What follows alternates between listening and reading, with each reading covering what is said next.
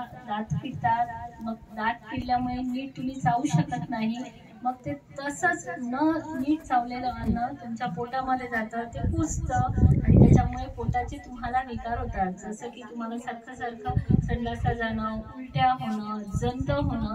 हात जर नीट धुतलेच नाही तर सर्वात मेन आहे जंत होणं.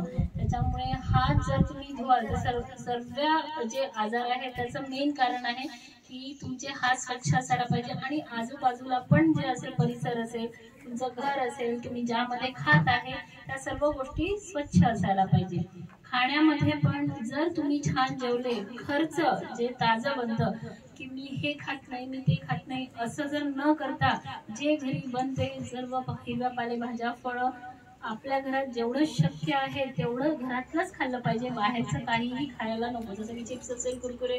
आता खेड्यामध्ये तर नसतात समजा, पण बाहेर गावी असतं, म्हणजे शहरात असतात पिझ्झा, बर्गर, ते अवॉइड करायचं आहे, म्हणजे ते खायचं नाही आहे. घरचं खा, घरचं खाल्ल्यामुळे तुमची प्रतिकारशक्ती तशीच खूप चांगली राहील. त्यानंतर शाळेमध्ये जी खिचडी मिळते ती रोज खिचडी मिळते म्हणून खायचं नाही, तर त्याच्यातून आपल्याला सर्व जे डाळीपासून, तांदळापासून, त्याच्यामध्ये टाकण्यात येणारे जे कडधान्य आहे त्याच्यापासून सुद्धा पण खूप जास्त पौष्टिक घटक मिळतात. म्हणून मग ती खिचडी रोज जरी भेटत असली तरी खायला पाहिजे, समजलं. आणि अजून की आताच्या कॉमन फेज मध्ये मोबाईल खूप बघतात आहे, खूप जास्त टीव्ही बघतात आहे, सर्वात मेन मोबाईल बघितल्यामुळे तुमच्या डोळ्यांचं तर आरोग्य खराब होतं, की तुमचे डोळ्यांचं बघण्याचं विजन आहे ते खराब होते, तुम्हाला नीट दिसत नाही.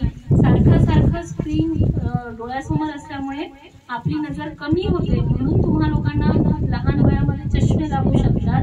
दुसरं, तुमचं कॉन्सन्ट्रेशन इतकं कमी होईल, म्हणजे तुमची एकाग्रता इतकी कमी होईल की तुम्हाला 20 मिनिटं सुद्धा अभ्यासाला बसणं हे असं वाटेल की नाही करायला पाहिजे, इतकं एकाग्रता कमी होईल तुमची, म्हणजे तुम्ही फोकस नाही करू शकणार. का तर फक्त सारखं सारखं मोबाईल बघितल्यामुळे. त्याच्यापेक्षा बेस्ट आहे तुम्ही पुस्तकं वाचा, तुमचे जे सर तुम्हाला जे अभ्यास देतात ते करा, कमीत कमी मोबाईल बघा. तुम्हाला मोबाईल बघायचा असेल तर एक वेळ ठरवा की बस तेवढाच वेळ मला मोबाईल पाहायचा, त्याच्यातही तुम्हाला जे शिकायचं आहे त्याच्यासाठीचा मोबाईल पहा. उगाच काही पण पाहून तुमचं बुद्धी पण कमी होईल, एकाग्रता कमी होईल आणि तुमचे डोळे पण खराब होतील. मोबाईल तुम्ही नाही बघितला तर खूप छान, पण जर कामासाठी बघत असाल तर फार कमी वेळ बघा. ठीक आहे, थँक्यू.